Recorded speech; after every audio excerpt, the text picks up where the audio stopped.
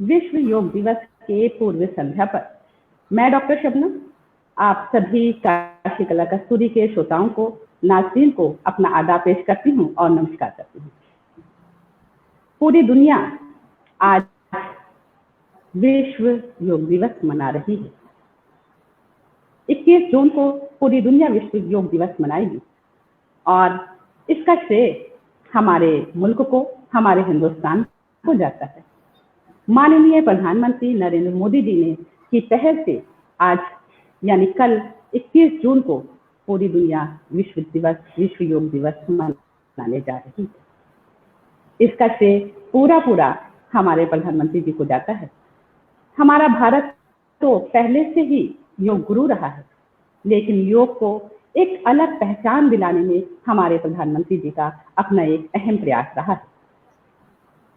वाकई में योग एक ऐसी चीज है जो न सिर्फ हमारे शरीर को बल्कि हमारी आत्मा को भी, हमारे सोल की भी हीलिंग करता है। तो आज इस पर बातचीत करने के लिए हमारे साथ हैं बनारस हिंदू यूनिवर्सिटी के फिजिकल डिपार्टमेंट की प्रोफेसर सुषमा गिरदयाल जी। सुषमा गिरदयाल जी, काशी कला कस्तूरी के फेसबुक लाइव में आपका स्वागत है, अभिनंदन है, खैर मकदम।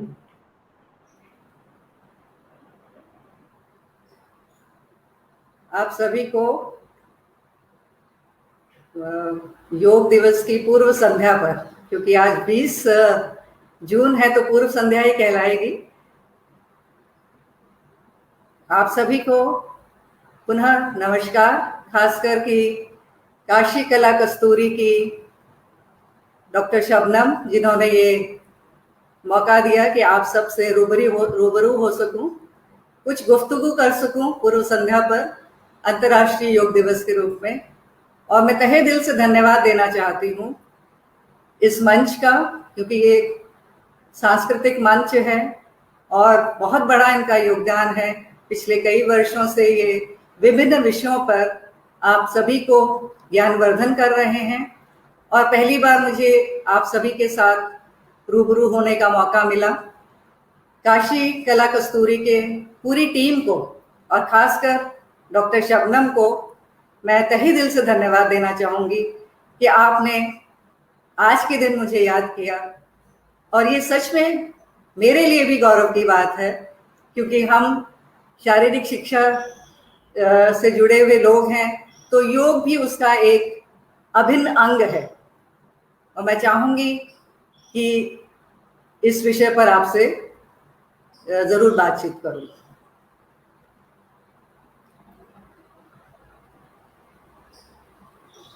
आपका बहुत बहुत शुक्रिया मैम कि आपने भी अपना कीमती वक्त दिया काशी कला कस्तूरी को।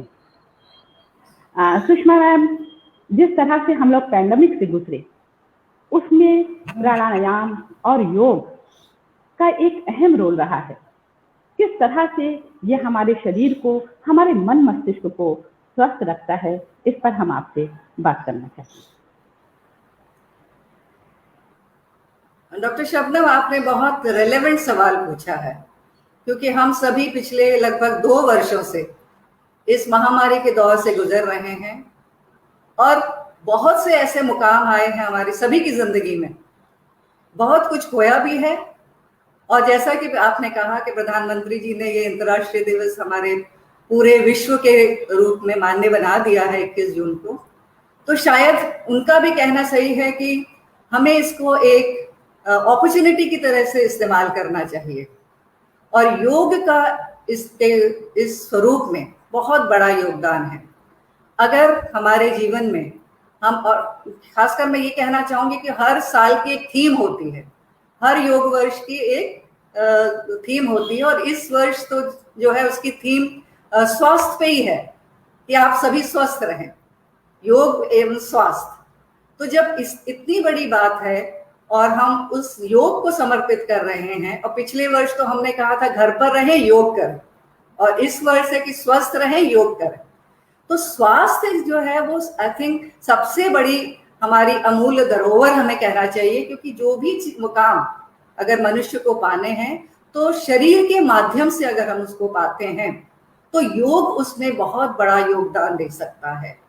क्योंकि योग तो शब्द ही बना है युज शब्द से, जिसका शब्दार्थ कहें या भावार्थ कहें, वो मिलन ही है। तो अब मिलन किस चीज का? हम आत्मा परमात्मा की बात तो बहुत आइडियलिस्टिक हो जाती है, लेकिन अगर हम अपने अंदर झांकने के लिए अपने अंतर्मन के साथ और अपने बाहरी वातावरण को उसका मिलन कहें, तो शायद ये ज्यादा काल्पनिक ना हो कि ज्यादा व्यवहारिक होगा, कि हम किस तरीके से अपने आसपास के वातावरण को, अपने अंदर और अपने अंदर के वातावरण को और अपने बाह्य वातावरण का सामंजस्य कैसे बढ़ाते हैं। और इस महामारी के दौर में हमारी इतनी परीक्षाएं भी हुई हैं कि हमने उस परीक्षा में हम लोग, कई लोग, सभी लोग जरूरी नहीं सफल हुए हैं, लेकिन कोशिश कर सकते हैं और कोशिश कर रहे हैं। और योग ने उसमें सच में बहुत बड़ा योगदान दिया है। इतने, क्योंकि ज्यादातर हर कोई वो 8 सूत्र नहीं कर सकता, लेकिन जो प्राणायाम और योगासन है, इनको अगर हम अपने जीवन शैली का भाग बना लें, और कोशिश की हमने, क्योंकि हम सब परिवार के साथ आजकल घरों में एक तरफ से केंद्रित हो गए हैं, तो पूरे परिवार के साथ मिलकर हमने इसको, योग को एक अपनी जीवन शैली में बनाने का, अपनाने का कोशिश करी है।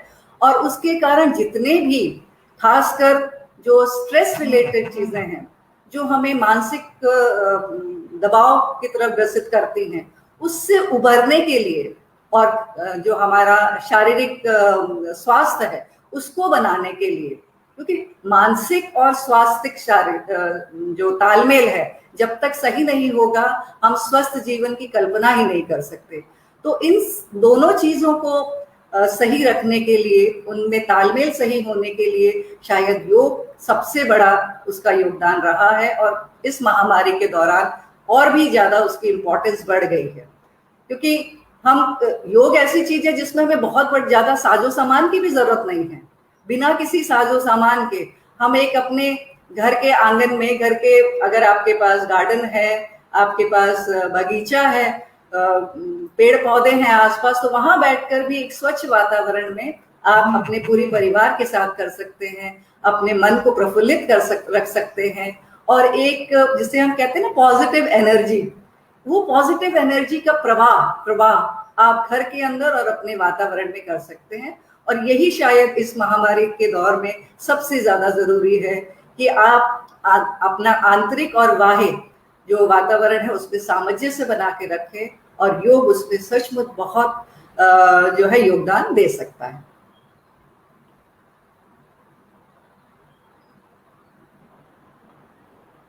बिल्कुल सुषमा जी, योग को हमें अपने जीवन का एक हिस्सा बनाना चाहिए, हमारी दिनचर्या में ये शामिल भी होना चाहिए, क्योंकि इससे न सिर्फ हमारा शरीर बल्कि हमारा मन मस्तिष्क भी अच्छा होता है, बेहतर होता है। सुषमा जी, योग इतनी इम्पोर्टेंट चीज है इस भागदौड़ की जिंदगी में, इस स्ट्रेस भरी जिंदगी में। तो हमारे बच्चे इससे अछूते रहते हैं। अक्सर ये देखा जाता है कि ओल्ड एज में ही या ज्यादा एज में ही लोग सोचते हैं अच्छा अब हमको करना है, 50+ कोशिश करते हैं कि चले, लेकिन जब हमारी दिनचर्या में, हमारी आदत में कब शुमार होगा? जब बचपन से हम करते रहेंगे। तो क्यों नहीं स्कूलों में भी योग एज अ सब्जेक्ट इस्तेमाल रिकग्नाइज होता है? इसके लिए क्या होना चाहिए? मुझे तो ऐसा लगता है। जी, आपका कहना बिल्कुल सही है कि अगर योग को हमें अपने जीवन शैली में अपनाना है, तो अगर उसकी जड़ें बचपन से हमारे नींव में मतलब बचपन, जब हम स्कूलिंग स्टेज में हैं, वहीं से अगर बच्चे को एक उसकी उस योग से अवगत करा दिया जाए, या उनको उनके पाठ्यक्रम का जो है बहुमूल्य अंग बना दिया जाए, तो वो उसको निरंतर अपने जीवन में अपने साथ रखेंगे और स्वस्थ रहेंगे।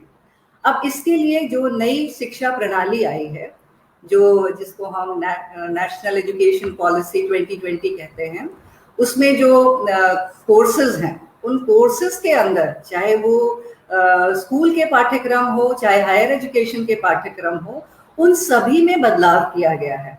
और उन सारे बदलावों के अंदर हम पाते हैं कि योग जो है उन पाठ्यक्रमों का, चाहे वो स्कूली शिक्षा हो, चाहे वो कॉलेज की शिक्षा हो या यूनिवर्सिटी की शिक्षा हो, वहां सभी पाठ्यक्रमों में ये अनिवार्य कर दिया गया है कि वो पाठ्यक्रम का एक अभिन्न अंग हो। अब इससे होगा क्या कि बच्चे जब बचपन से ही जैसे कहते हैं ना, अगर आपने एक्सपोजर दिया है प्रॉपर सही उम्र में, तो वो कला जो है, वो आदतें जो हैं, वो बचपन से ही अगर आपको मिलती हैं तो आप उसमें निखार ला सकते हैं, आप उसको अपने जीवन का भाग बना सकते हैं। तो इसीलिए जो नई शिक्षा प्रणाली है उसमें ये रखा गया है कि हर उम्र के बच्चों में, चाहे वो स्कूली बच्चे हों, चाहे वो यूनिवर्सिटी के बच्चे हों, वो अभिन्न अंग जब बन जाएगा तो हम जैसे बाकी विषय पढ़ते हैं तो योग भी एक विषय के रूप में, और उसका प्रैक्टिकल एस्पेक्ट, क्योंकि हर चीज जो किताबी ज्ञान है वहां तक नहीं सीमित रहती, जो योग है ये प्रैक्टिकल एस्पेक्ट ज्यादा है। और बच्चों में मैं समझ सकती हूँ, बच्चे बहुत एनर्जेटिक होते हैं और उनमें कई ऐसी चीजें होती, हो सकता है कि वो शुरू में उनको ना अच्छा लगे कि एक जगह बैठ करके स्थिर होके जो उनको योग कराया जाए। तो योग में स्थिरता भी है, लेकिन साथ साथ कुछ इस तरह की क्रियाएं कराई जाती हैं, जैसे उनको किस तरीके, एक्चुअली क्या है कि जब आप पठन पाठन में आते हैं तो उसमें भी ये सिखाया जाता है कि किस तरीके से उस क्रिया को सिखाया जाए ताकि वो और इंटरेस्टिंग बन सके और बच्चों में मोटिवेशन पैदा कर सके। तो मुझे ये लगता है सरकार का ये बहुत अच्छा कदम है कि स्कूली शिक्षा में जब ये योग कंपलसरी हो जाएगा तो बच्चों को बचपन से इस विधा के अंदर और उसके उनकी जीवन शैली का ये अभिन्न अंग बन जाएगा, और उनके अंदर खुद ही प्रेरणा जागृत होगी कि हम ये करें ताकि हम जो है ज्यादा लाइफ लॉन्ग तक स्वस्थ रह सकेंगे और अपने वातावरण को भी अच्छा बना सकेंगे।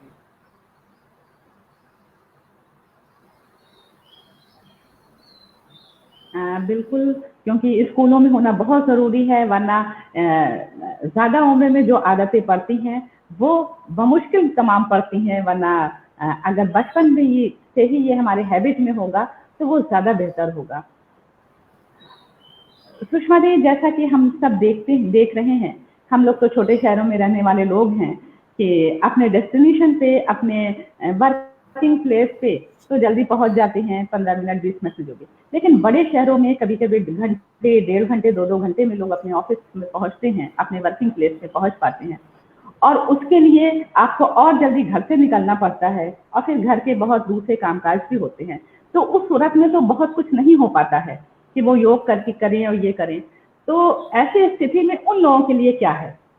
उन लोगों के लिए जो लंबे लंबे टाइम तक वर्किंग प्लेस पे जाने के लिए 2-2 घंटे अपनी कार में बैठे हुए हैं, फिर वहां ऑफिस पहुंचते हैं और उनके लिए योग का वक्त नहीं मिल पाता है, तो वो कैसे वक्त निकालें, क्या करें और कौन सा योग करें कि कम वक्त में, कम टाइम में ज्यादा उनके लिए बेनिफिशियल हो? सही कहा आपने। इस भागदौड़ की जिंदगी में हर कोई परेशान है अपने गंतव्य तक पहुंचने के लिए, लेकिन उसे पता नहीं कि गंतव्य कहाँ है कि नहीं? ये भी जो है योग की एक वो परिनिधि है कि जब हम अपने लक्ष्य की प्राप्ति के रहते हैं तो हमें अपने अंदर की जो झांकने की जो प्रक्रिया है उसे भी ध्यान देना, उसके लिए भी समय निकालना है। अगर आप अपने को अंदर से स्वच्छ रखेंगे, स्वच्छ रखने का मतलब है कि अगर आपका मन साफ होगा, आप प्रफुल्लित रहेंगे, तो आप ऊर्जावान महसूस करेंगे। आप जहां जाने की कोशिश कर रहे हैं अपने कार्य क्षेत्र के अंदर भी आप ऊर्जावान रहेंगे और सही कार्य कर पाएंगे। नेचुरली हमारा जो भारतवर्ष का जो इकोनॉमिक स्टेटस है वो भी बढ़ेगा और हमारा अपना भी पर्सनल जो रिक्वायरमेंट्स है वो पूरी हो सकती हैं। लेकिन आपने सही कहा कि समय बहुत बलवान है, ये तो सभी मानते हैं। समय इतनी भागदौड़ वाली जिंदगी में सब सोचते हैं कि मेरे पास समय ही नहीं है, लेकिन हर चीज के लिए अगर आप जैसे कहते हैं ना टाइम मैनेजमेंट, तो अगर आपने सही टाइम मैनेजमेंट किया है और आपको जहां भी समय मिल रहा है, जैसे आपने कहा कि आप गंतव्य तक पहुंचने के लिए, आप अपनी नौकरी पेशा जिंदगी में जाने के लिए, अपने ऑफिस में जाने के लिए 1.5 से 2 घंटे तक का बड़े शहरों में सफर तय कर रहे हैं, उस दौरान भी अगर आपका मन है, पहले तो आपको इंटरेस्ट होना चाहिए कि हाँ मैं करूंगा या करूंगी, ठीक, और मुझे अपने आप को स्वस्थ रखना है, तो मुझे समय कार के अंदर भी निकाल लेना है। अब कार के अंदर कैसे निकालना है? कुछ ऐसे व्यायाम हैं, कुछ ऐसे आसन हैं, कुछ ऐसी प्राणायाम हैं जो आप बैठे बैठे भी, अगर थोड़ी देर के लिए सिग्नल बंद होता है, ट्रैफिक सिग्नल, उस दौरान भी कई ऐसी क्रियाएं हैं जो आप कर सकते हैं। और ड्राइविंग के टाइम पे भी अगर आप अपनी सिर्फ ब्रीदिंग पर ही ध्यान दें कि जब मैं ड्राइव कर रहा हूं या कर रही हूं तो मेरी सांस किस प्रकार से अप एंड डाउन हो रही है, ठीक है। तो योग बेसिकली आपकी क्लींजिंग प्रोसेस, अगर आप कह लीजिए कि आपका जीवन किस पे है? सांसों पे है। और अगर आपको सांसों पे ही कंट्रोल आ गया कि सांस कैसे प्रवाहित हो रही है, ठीक, तो उसी को अगर आप ध्यान दे दें उतनी देर के लिए जितनी देर आप ड्राइविंग कर रहे हैं, वो भी आपको मन जो है वो मन में आपकी शांति प्रदान करेगा और आपके जितने विभिन्न अंग हैं वहां पर सही ऑक्सीजनेटेड ब्लड का प्रवाह करेगा। अब अगर प्यूरिफाइड ब्लड का प्रवाह प्रॉपर तरीके से होने लगेगा तो नेचुरली आप जो है वो ज्यादा स्वस्थ रहेंगे। तो जरूरी नहीं है कि ड्राइविंग के टाइम पे आप बगल में कौन चल रहा है, इधर उधर क्या हो रहा है, उधर न ताके झांके, बल्कि अपने अंदर झांके। उतनी देर में अपनी सांसों के ऊपर हल्का सा सूक्ष्म टाइप का प्राणायाम कर लें, या फिर छोटे मोटे आसन, अगर आप थोड़ी देर के लिए रुके भी हैं ट्रैफिक में तो आप सिटिंग पोस्चर के जो व्यायाम हैं वो आसन भी आप कर सकते हैं। इवन बैठे बैठे भी आप कंधों को ऊपर रखना, नीचे करना, गर्दन को साइड टू साइड ले जाना, ये इतने सूक्ष्म व्यायाम है जो आपको एक रिलैक्सेशन दे देंगे उसी उतने ही समय के अंदर। क्योंकि लंबी ड्राइव में स्ट्रेस बहुत पड़ता है आपके विभिन्न अंगों पे। आप सिटिंग पोस्चर में हैं तो नेचुरली आपके कई मसल्स और जॉइंट्स हैं वो उस पर्टिकुलर टाइम पर स्टिफ हो जा रहे हैं उस पोस्चर को मेंटेन करने के लिए। अब आपको चाहिए कि आप उसको थोड़ा सा रिलैक्स कर पाए, तो आप उसको ब्रीदिंग के द्वारा कर सकते हैं। आप कुछ ऐसे आसन हैं, चाहे वो सिटिंग पोस्चर के आसन होंगे, चाहे अर्धमच्छेद्र आसन है, चाहे गर्दन को पीछे ले थोड़ी देर के लिए इवन सिटिंग पोस्चर का आप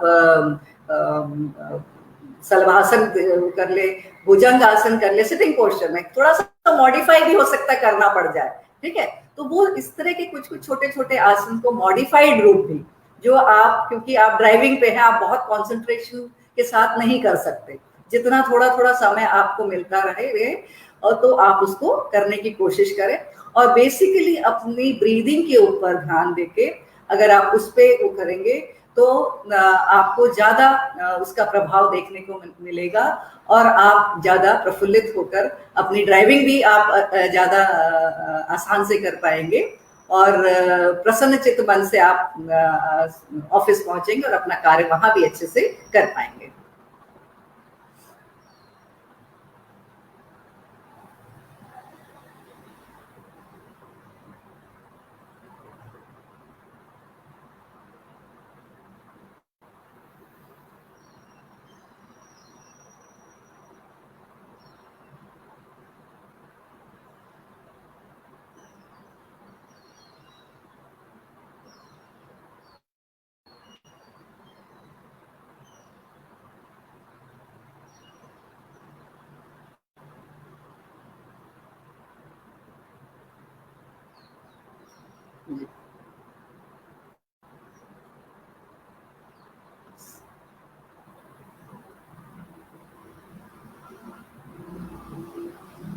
हाँ, सुषमा जी आपने सही कहा कि हमारे पास जो कम वक्त होता है, अगर हम चाहें तो उसमें भी हम कहीं ना कहीं कुछ ना कुछ नहीं से हाथों कर सकते हैं ना। और सांस तो हमारी बहुत इंपॉर्टेंट है हमारी जिंदगी के लिए, हमारे अंदर के सारे सिस्टम के लिए। तो अगर हमारी सांस, हम सही गहरी सांस, ड्राइविंग सीट पे अगर हम बैठे हैं और अगर ड्राइवर चला रहा है हम पीछे बैठे हैं, तब तो बहुत कुछ हो सकता है उतनी देर में।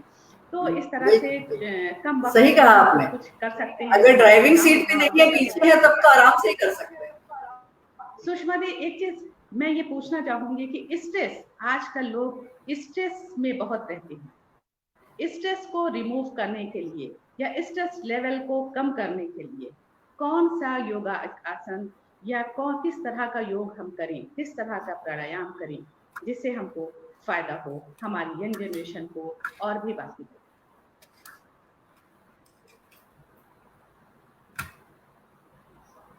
बिल्कुल सही सवाल किया है आपने, क्योंकि जिंदगी में स्ट्रेस भी बहुत जरूरी है।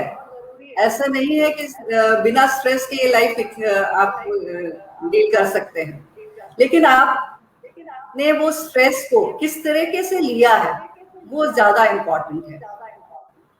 कि अगर हम बहुत कुछ कार्य कर रहे हैं तो जब तक हल्का फुल्का स्ट्रेस नहीं होगा, आप उसके लिए प्रेरित नहीं होंगे उस कार्य करने के लिए। तो ऐसा नहीं कि स्ट्रेस हमेशा नेगेटिव ही होता है।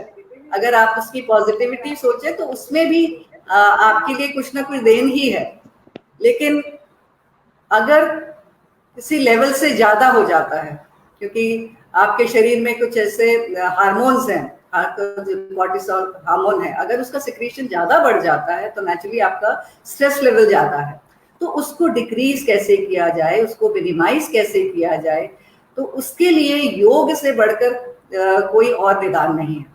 हम बहुत सी एलोपैथिक में मेडिसिन वगैरह पे जाते हैं, लेकिन शायद किसी भी मेडिसिन में इतना जोर नहीं है कि आपको स्ट्रेस लेवल से बाहर निकाल के लाए। तो सबसे पहले तो हमें आइडेंटिफाई करना है कि कौन सी ऐसी चीज है जो हमें स्ट्रेस दे रही है। अगर वो हम आइडेंटिफाई कर लेते हैं तो हमें हमारे लिए निवारण करना उसका बहुत आसान होगा। ठीक, क्योंकि हम अब कुछ भी करते रहेंगे, लेकिन अगर उसका रूट कॉज नहीं पता, ठीक, तो हम थोड़े दिन तक तो हमें अच्छा ठीक लग सकता है, कोई भी प्रक्रिया कर कर, कोई भी दवा लेकर या कोई भी व्यायाम कर कर, लेकिन वो लॉन्ग लास्टिंग नहीं होगा, ज्यादा देर तक उसकी अच्छी अनुभूति हमें नहीं होगी। तो जब अगर हमने आइडेंटिफाई कर लिया रूट कॉज क्या है, तो योग उसमें एक हमारे लिए एक कारगर उपकरण हो सकता है, कारगर साधन हो सकता है। इसमें बहुत से आसन हैं जो आपकी सबसे पहले तो कुछ ऐसे रिलैक्सिंग आसन जो हैं, चाहे वो योग निद्रा हो, चाहे शलभासन हो, और कुछ फिर मेडिटेटिव पोस्चर्स हैं, ठीक, वो सारे करके, और नेचुरली कुछ प्राणायाम हैं, कुछ यौगिक क्रियाएं हैं। प्राणायाम में आप सिंपल अगर आप करना चाहें तो अनुलोम विलोम से शुरू कर सकते हैं, भस्त्रिका प्राणायाम कर सकते हैं, जिसमें आपको सारे जो सिस्टम्स हैं वो सारे सिस्टम्स पे काम करता है। कई लोग कपाल भाती को भी बहुत ज्यादा वो करते हैं कि कपाल का मतलब ब्रेन है, ठीक, तो वो इतना फोर्सफुल आपका सर्कुलेशन होता है कि वो ब्लड सर्कुलेशन इवन अपर एक्सट्रीमिटी तक भी जाता है। क्योंकि ज्यादातर हम लोग सिटिंग पोस्चर हो या स्टैंडिंग पोस्चर हो तो हमेशा ब्लड सर्कुलेशन क्या है, लोअर एक्सट्रीमिटीज पे जा रहा है। तो अपर एक्सट्रीमिटीज कौन से ऐसे आसन प्राणायाम करें कि हमारा अपर एक्सट्रीमिटी की तरफ भी ब्लड फ्लो हो। नेचुरली वहां पर जब ऑक्सीजनेटेड ब्लड फ्लो होगा तब आपकी जो भी वहां के विकार हैं, वो जो स्ट्रेस के रूप में आपको दिख रहे हैं, वो विकार भी धीरे धीरे हटने लगेंगे। अब इसमें जैसे मैंने आपको बताया कि कई प्रकार के जो प्राणायाम हैं, या जैसे आपको अनुलोम विलोम मैंने कहा, या कपालभाति कहा, या आपका भस्त्रिका प्राणायाम कहा, ये प्राणायाम अगर आप अपनी जीवन शैली में अपना लेते हैं तो, और उसमें भी आपको ये ध्यान रखना है कि कोई एक समय बांध लीजिए। समय नहीं है तो फिर उसको उसके लिए कोशिश करिए कि आप कोई समय निकालें, क्योंकि जैसे ही आपने समय निकालेंगे तो आप धीरे धीरे ये आपको लगेगा कि हाँ, मैं इस अपने इस पर्टिकुलर कॉम्प्लिकेशन जो भी मेरे टेम्परेरी होगी, ज्यादा दिन के लिए नहीं होती है, उससे मैं बाहर आ जाऊंगा। तो ये सोच पहले होना जरूरी है। लोग सोचते हैं कि मैं ये खा लूं तो ठीक हो जाऊंगा, ऐसा कुछ नहीं है, ठीक। उस प्रक्रिया को भी धीरे धीरे आप पहले शुरू करिए, कुछ कम रेपिटेशन करिए, जैसे जैसे आपकी बॉडी उसके अंदर एडजस्ट होती है, आप हफ्ते 10 दिन 15 दिन, और फिर इसको अगर जीवन शैली में अपनाना है तो आपको तुरंत उसके रिजल्ट्स नहीं मिलेंगे, कम से कम, क्योंकि हर एक उसका एक समय होता है। तो कम से कम 12 हफ्ते 16 हफ्ते इस तरीके की प्रक्रियाएं आप करेंगे तो आपको अपने शरीर के अंदर, अपने व्यवहार के अंदर वो बदलाव देखने को मिल जाएंगे। आपको पूरी लिस्ट भी मिल सकती है कि कौन कौन से करें, कौन से, मैं बहुत ज्यादा डिटेल में नहीं जाऊंगी कि ये इसको करने से ये हो जाएगा, इसको करने से ये हो जाएगा। कई ऐसा व्यायाम है, कई ऐसे आसन हैं जो हो सकता है कि आपको लगे कि अरे इससे कैसे हो सकता है, लेकिन अगर आप उसको, उस पूरे पैकेज को इकट्ठा करें, आप कहते हैं ना कहीं मुझे सिर्फ अपने स्ट्रेस घटाना है तो मैं ये प्राणायाम कर लूं, ऐसा नहीं होता। आपको सिर्फ एक चीज पर ध्यान नहीं देना, पूरे शरीर पे ध्यान देना है कि शरीर के एक अंग पे या एक प्रॉब्लम से निवारण नहीं होने वाला, क्योंकि उसका इफेक्ट, जिसे हम कहते हैं ना साइकोसोमैटिक प्रॉब्लम्स आजकल ज्यादा है, ठीक। आप सोच लेते हैं और उस सोचने से ही आपके शरीर में कुछ ना कुछ कॉम्प्लिकेशंस आने लगती हैं। तो पहले तो सोच बदलनी है और अपने जीवन शैली में बदलाव लाना है। योग को अपने जीवन शैली में जब आपने ले आए तो आपकी जो है जितनी साइकोसोमैटिक प्रॉब्लम्स हैं, जिसमें स्ट्रेस सबसे बड़ा एक प्रॉब्लम है, वो सारी चीजों का निवारण हो जाएगा। और उसमें कोई एक पर्टिकुलर आसन नहीं है। आप एक अपना समय के हिसाब से 15 मिनट आपके पास समय है, आधा घंटा समय है, उतना ही बहुत है। उसी में आप कुछ जो मेन आसन है, कुछ प्राणायाम है, कुछ क्रियाएं हैं, वही अगर आप कर लेंगे तो आप जो है स्ट्रेस से बिल्कुल फ्री रहेंगे हमेशा के लिए। ऐसा नहीं कि हो सकता है, और थोड़ा बहुत जैसे मैंने कहा कि कुछ अमाउंट ऑफ जो स्ट्रेस है वो जरूरी भी है लाइफ में, तभी तो आप लगते कि जब तक आपको कहते ना कुछ वर्कलोड ना दिया जाए आप आगे ओवरलोड करने की स्थिति में ही नहीं रहते। तो थोड़ा ओवरलोड भी देना जरूरी है ताकि आप उस काम के लिए और अपनी एनर्जी लगाएं, ठीक है, और आपका इंटरेस्ट भी उसमें बना रहे। तो स्ट्रेस मैं नहीं कहती कि हमेशा नेगेटिव ही होता है, कई बार वो पॉजिटिव भी होता है, लेकिन आपने उसको किस तरह से लिया है, ठीक, उस पे वो डिपेंडेंट होता है कि अगर आपने उसको पॉजिटिवली लिया है और अपनी जो रोजमर्रा की जिंदगी है उसमें योग आप रोज कर रहे हैं, तो स्ट्रेस की जो है आपको प्रभावित नहीं कर पाएगा। ये मेरा कहने का मतलब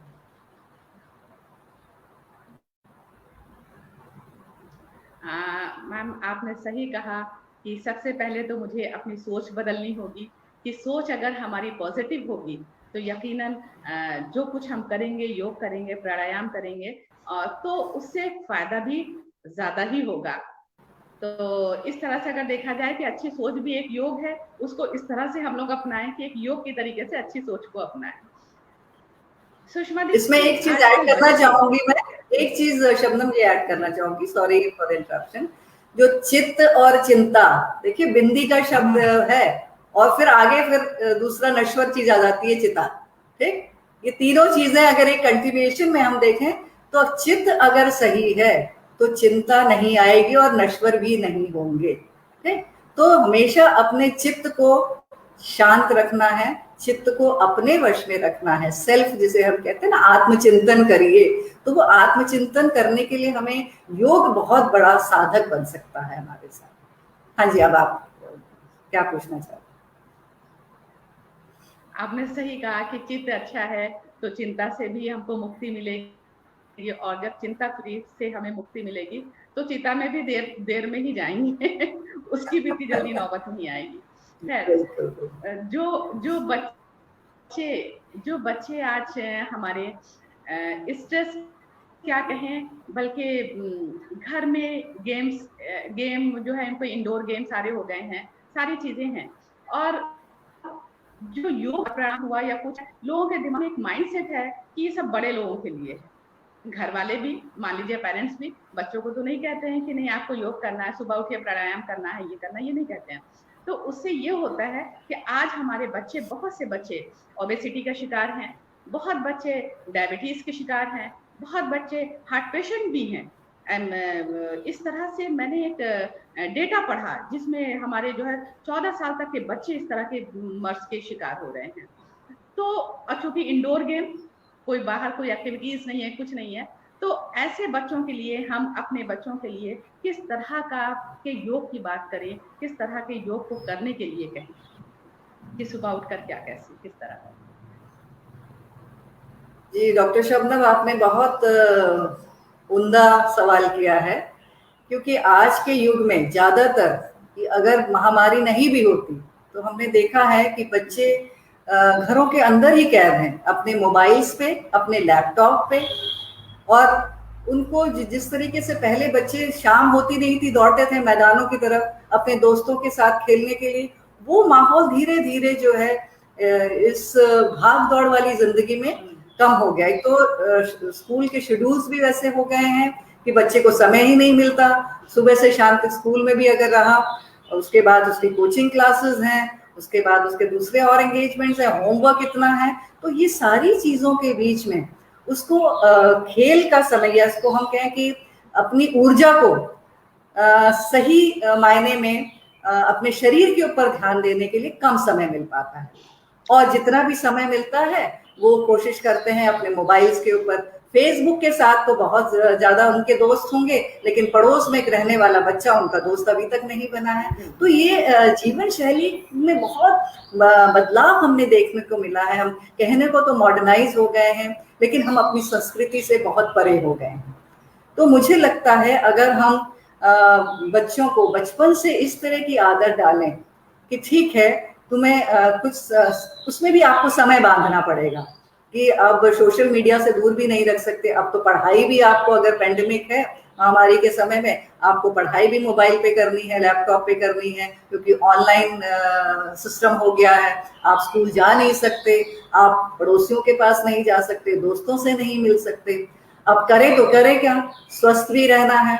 तो परिवार ही ऐसा माध्यम बन जाता है कि वही आपके टीचर हैं, पेरेंट्स ही आपके टीचर हैं, और आपके भाई बहन जो हैं वही आपके साथी संगी हैं। तो परिवार का एक बहुत बड़ा रोल जो है, पेरेंट्स का भी और बच्चों का आपस में तालमेल, शायद हम अपने पारिवारिक मूल्यों को यही समय है कि जान पाए हैं और उसमें निखार ला पाए हैं।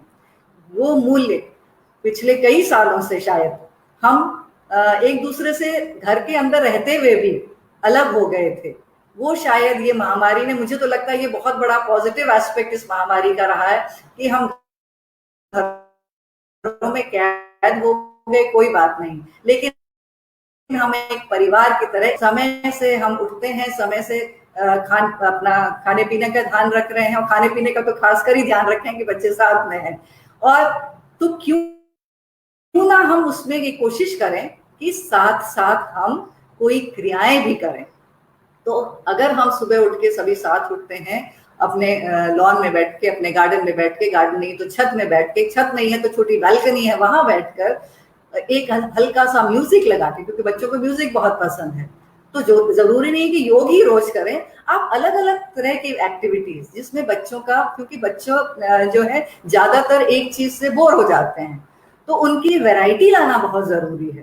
ठीक, तो आप उसमें म्यूजिक ऐड कर दीजिए, तो दूसरी एक्सरसाइजेस भी ऐड कर दीजिए, उसमें कुछ डांसिंग मूवमेंट्स भी ले आइए। अगर आप यौगिक व्यायाम भी कर रहे हैं तो वो पोजेस जो हैं, चाहे वो लोटस पोज है, चाहे वो इवन ताड़ासन है जो ट्री का पोज है, ठीक, इवन सिंहासन है जो सिंह के उसमें, तो उसमें अगर बच्चे आवाज निकाल रहे हैं तो एक एंथुजियाज्म आ जाएगा करने में।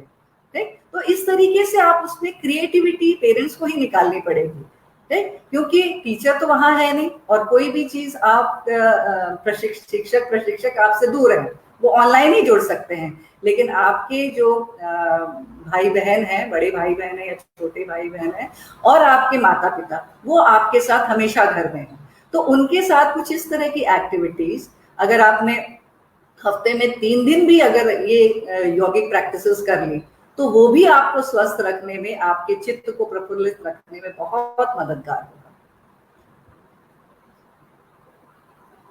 बिल्कुल सुषमा जी, जैसा कि आपने सही कहा कि म्यूजिक का भी इस्तेमाल करना बहुत जरूरी होगा कि बच्चे का माइंड फ्रेश होगा, वो हल्की हल्की म्यूजिक सुनता होगा। तो और देखिए, इत्तेफाक की बात है कि 21 जून वर्ल्ड योगा डे है और वर्ल्ड म्यूजिक डे भी है। शायद जी। यही वजह है, क्योंकि म्यूजिक भी हमारे स्वास्थ्य को बेहतर बनाता है, हमारी सोच को, हमारी चिंतन शैली को, हमारे मन को, हमारे चित्त को प्रफुल्लित रखता है। तो इसलिए म्यूजिक का भी आपने कहा तो मुझे याद आया, और अभी बस आपके प्रोग्राम के बाद मुझे म्यूजिक का भी कल क्योंकि म्यूजिक डे है, और इसलिए अभी इसके बाद हमारा एक और भी प्रोग्राम होगा म्यूजिक का। तो इस तरह से सुषमा दी, मैं बहुत शॉर्ट में एक इंफॉर्मेशन आपसे चाहती हूँ कि आपके जरिए हमारे सभी नाज़रीन तक, सभी श्रोताओं तक ये बात पहुंचे कि बीएचयू में भी इसका कोर्स होता है, क्योंकि मैं ये चाहती हूँ कि कोई सिर्फ देख देख के किसी को फॉलो ना करे, बल्कि बाकायदा अगर वो कोई कोर्स कर लेता है, सर्टिफिकेट कोर्स, तो उससे थ्योरेटिकल नॉलेज भी हो जाएगी और प्रैक्टिकल भी नॉलेज होगी। तो इस तरह से आप कम शब्दों में कुछ चीजें आप मुझे बता दीजिए।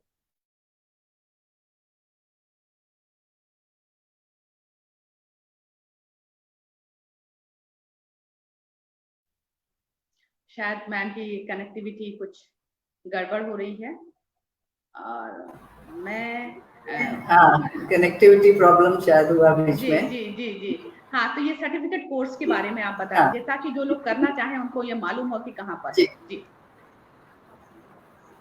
जरूर। देखिए, हमको में प्रशिक्षण लेना चाहता है और बिना प्रशिक्षण लिए आप एक योग टीचर अच्छे नहीं बन सकते। आपने नेट पे देखा, आपने यूट्यूब में देखा और आपको लगने लगा कि हाँ मैं भी कर सकता हूँ, तो वो चीज नहीं है। किसी कोई भी विधा हो, वो सिर्फ इंटरनेट के जरिए नहीं सीखी जाती, एक कुशल गुरु से ही सीखी जाती है। तो एक प्रशिक्षक का होना बहुत जरूरी है। तो इसके लिए आपको कोशिश करनी चाहिए, जो भी इस फील्ड में इंटरेस्ट लेता है कि मुझे योग प्रशिक्षक बनना है, तो कई जगह ऐसे कोर्सेज चल रहे हैं। इवन हमारे बनारस हिंदू यूनिवर्सिटी के अंदर भी जो आपका सर्टिफिकेट कोर्स की आप जैसे बात कर रही हैं, तो यहाँ भी सर्टिफिकेट कोर्स भी होता है, डिप्लोमा कोर्स भी होता है बीएचयू के अंदर भी। और इवन योग स्वच्छित एक आयुर्वेद में विभाग भी है, वहाँ भी जो है इससे रिलेटेड कोर्सेज हैं। इवन हमारे यहाँ भी शारीरिक शिक्षा विभाग में भी कई हम इस तरह के डिप्लोमा कोर्सेज चलाते हैं और आगे भी आने की कोशिश है। हमारे कोर्स का तो वो पार्ट है ही कि कई लोग अगर चाहें तो वो स्पेशलाइजेशन भी करते हैं योग में, तो वो भी एक माध्यम है एक अच्छा योग प्रशिक्षक बनने के लिए। और कई ऐसे मतलब बनारस के बाहर भी, जैसे कैवल्य धाम लोनावाला, ये काफी अच्छा, आयंगर इंस्टीट्यूट, ये इस तरह के इंस्टीट्यूट हैं जो मान्यता प्राप्त इंस्टीट्यूट है। कहाँ जहां से भी करें, हमेशा मान्यता प्राप्त इंस्टीट्यूट से ही करें, क्योंकि वही डिग्री, वही डिप्लोमा, वही सर्टिफिकेट आपका मान्य होगा। और मान्य होने के साथ साथ आप सच में वहां सीखेंगे और फिर सिखा सकेंगे, क्योंकि जब तक आप खुद नहीं सीखेंगे सही से, आप सिखाने के लिए तैयार नहीं होंगे। तो किसी अच्छे संस्थान से, अगर आप यहाँ के हैं तो आप बनारस हिंदू यूनिवर्सिटी में भी दाखिला ले सकते हैं। उसका नोटिफिकेशन समय समय पर निकलता रहता है। सर्टिफिकेट कोर्सेज भी हैं, डिप्लोमा कोर्सेज भी हैं, डिग्री कोर्सेज भी हैं। तो और सारी चीजें, सब सारी इंफॉर्मेशन वेबसाइट में अवेलेबल हैं। आप वहां पर जा करके उसमें लॉग इन करके अपने दाखिले के बारे में पता कर सकते हैं। और हमेशा जब भी कोई विधा लेनी हो, किसी अच्छे इंस्टीट्यूट से, अच्छे प्रशिक्षक से सीखना बहुत जरूरी है। क्योंकि आप भी अगर इसी में ही प्रशिक्षक बनना चाहते हैं, अच्छा शिक्षक बनना चाहते हैं, तो हमेशा एक अच्छे इंस्टीट्यूट से कोर्स करना बहुत जरूरी है। तभी हम कुछ आगे ज्ञान, क्योंकि ये ज्ञान तो प्रवाह बढ़ते रहना चाहिए ना आगे, क्योंकि कभी रुकना नहीं है। आपने अपने शिक्षक से सीखा, फिर आपने अपने छात्रों को सिखाया, उन छात्रों में से फिर वो शिक्षक बने, फिर आगे वो, तो ज्ञान प्रवाह हमेशा, learning is a eternal process जिसे हम कहते हैं। ऐसे योग भी जो है वो निरंतर है, वह कहीं रुक नहीं रहा है। ठीक, तो जब उसको, उस प्रवाह को हमेशा बहते रहना है, तो वो प्रवाह सही डायरेक्शन में रहे और उसका वेग भी सही रहे। उस सारी चीजों के लिए हमें एक अच्छे माहौल का होना, एक अच्छे इंस्टीट्यूट से जुड़े रहने का बहुत बड़ा महत्व होता है। और मैं तो यही कहूंगी और आप सभी को शुभकामनाएं दूंगी और अपेक्षा करूंगी कि जो भी लोग योग में रुचि रखते हैं, तो वो उसको अपने जीवन शैली में अपनाएं। और अगर वो प्रशिक्षण लेना चाह रहे हैं, प्रशिक्षक बनना चाह रहे हैं, तो अच्छे इंस्टीट्यूट से लें। बिल्कुल सुषमा दी, आपने सही कहा कि अच्छा प्रशिक्षक बनने के लिए अच्छे इंस्टीट्यूट में हमको दाखिला भी लेना चाहिए। और आपने हमको अपना कीमती वक्त दिया। काशीकला कस्तूरी के फेसबुक मंच पर आप आई और बहुत ही मालूमाती बातें आपने की, और इसके लिए आपका पूरी टीम की तरफ से बहुत बहुत शुक्रिया। और मैं इसी के साथ अपने सभी दर्शकों से, अपने नाज़रीन से विदा लेती हूँ। 6 बजे से हमारा अपना वर्ल्ड म्यूजिक डे का प्रोग्राम है, और उस पे मैं चाहूंगी कि हमारे सभी दर्शक उस पे जुड़े। इसी के साथ मैं सबका शुक्रिया अदा करती हूँ। नमस्कार। आप सबको एक बार पुनः धन्यवाद, मुझे इस मंच पर आमंत्रित करने के लिए बहुत बहुत धन्यवाद। नमस्कार। Thank you. वो लीव हो जाइएगा।